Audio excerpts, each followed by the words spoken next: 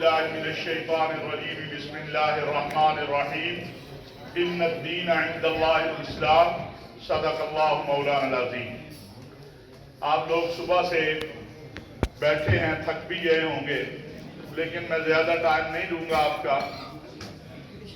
آج کا یہ جو موضوع ہے، وفاقی وزارت مذہبی امور نے بڑی ہمت سے اور میں سمجھتا ہوں بڑے حوصلے اور جرأت سے آج کا یہ پروگرام رکھا ہے، اور یہ آغاز ہے، اختتام نہیں۔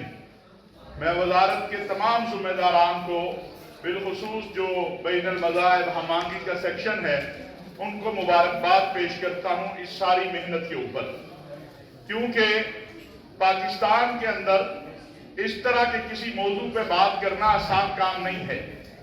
اور ابھی ہم نے دیکھا بھی ہے کہ صبح سے اب تک کتنی مرتبہ ہمیں ایک دوسرے کو راضی کرنا پڑا، بات کرنی پڑی۔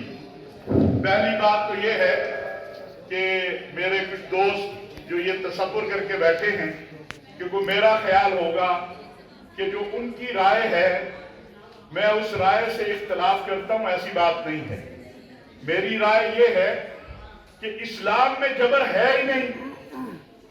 جب اسلام میں جبر ہے ہی نہیں ہے تو پھر یہ الزام اسلام پہ کیوں لگایا جاتا ہے کہ اسلام جبرن کسی کو مسلمان بناتا ہے، یا اسلام جبرن کسی کا نکاح جو ہے، جبرن شادی کا تصور جو ہے۔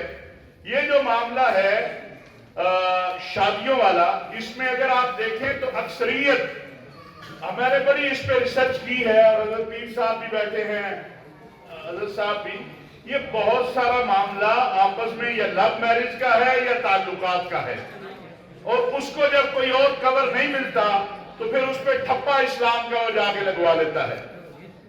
ابھی چند ماہ پہلے کراچی کا ایک واقعہ ہے، مجھے میرے کسی مسیحی دوست نے بھیجا کہ بچی جو ہے وہ لے کے چلے گئے ہیں۔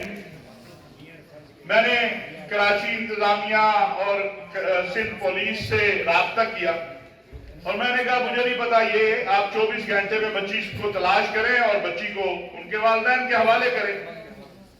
اگلے دن اس پولیس افسر کا مجھے فون آیا کہ حضرت آپ کے کہنے کے اوپر ہم نے بچی تو تلاش کر لی تھی اور اس کے والدین کے حوالے بھی کر دیا، اب ہم کیا کریں کہ والدین اور بچی وہ کہتے ہیں ہم نے شادی وہاں کرنی ہے، جبکہ اخبارات اور میڈیا پہ آ رہا تھا جی بچی جو ہے وہ جبری اسلام کر کے اب وہ مسیحی بچی نے جا کے اس سے شادی کر لی، تو اس میں وہ بیچارے نہ پولیس والے کا قصور ہے اور ماں باپ اس کے ساتھ تھے۔ ایک دن پہلے ماں باپ کہہ رہے تھے کہ یہ جبرن جو ہے وہ لے گئے ہیں۔ تو ہمیں جتنی بیماری ہے اتنی بیماری بتانی چاہیے۔ اگر زخم چھوٹا ہے تو اس کو بڑا کر کے بتائیں گے تو اس سے زخم حل نہیں ہوگا، اس سے زخم تو اتنا ہی ہے۔ میں نہیں کہتا کہ یہاں پر ایسے واقعات نہیں ہوتے، یہ ایسے ہی ہے جیسے کہا جاتا ہے پاکستان میں توہین مذہب کا قانون غلط استعمال ہوتا ہے، توہین ناموس رسالت کا قانون غلط استعمال ہوتا ہے۔ میں آپ کو دعوے سے کہہ سکتا ہوں کہ گزشتہ 2.5 سالوں میں ایک آدھ پرچے کے علاوہ، اور وہ بھی جس نے دیا اس پولیس والے کے خلاف ایکشن ہوا، کوئی پاکستان میں توہین مذہب اور توہین ناموس رسالت کے قانون کو غلط استعمال نہیں کر رہا۔ ایک شکایت نہیں ہے۔ ہاں، اس کے بدلے میں مسلم علماء نے اپنے مسیحی، ہندو، سکھ بھائیوں کے ساتھ مل کر بہت سارے لوگوں کو جو غلط پھنسانے کی کوشش کی جا رہی تھی ان کو ریلیف دیا اور ان کو ان کے گھر بھیجا ہے۔ میں پنجاب میں متحدہ علماء بورڈ کا 3 سال چیئرمین رہا، میرے ساتھ تمام مکاتب فکر کے علماء تھے۔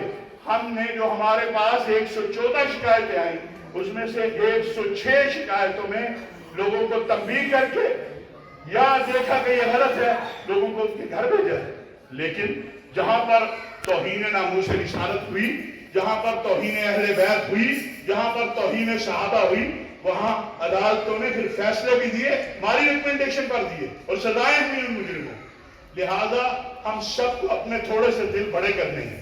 ہم قتل کسی کو نہیں روک رہے تھے، نہ روکنا چاہتے تھے۔ دیکھیں پاس میں میرے تو بیٹے بڑے کا نام عمر ہے، اس محترمہ نے اگرچہ قبل الاسلام بات کی، لیکن میرے دل کے اوپر تیر چلا۔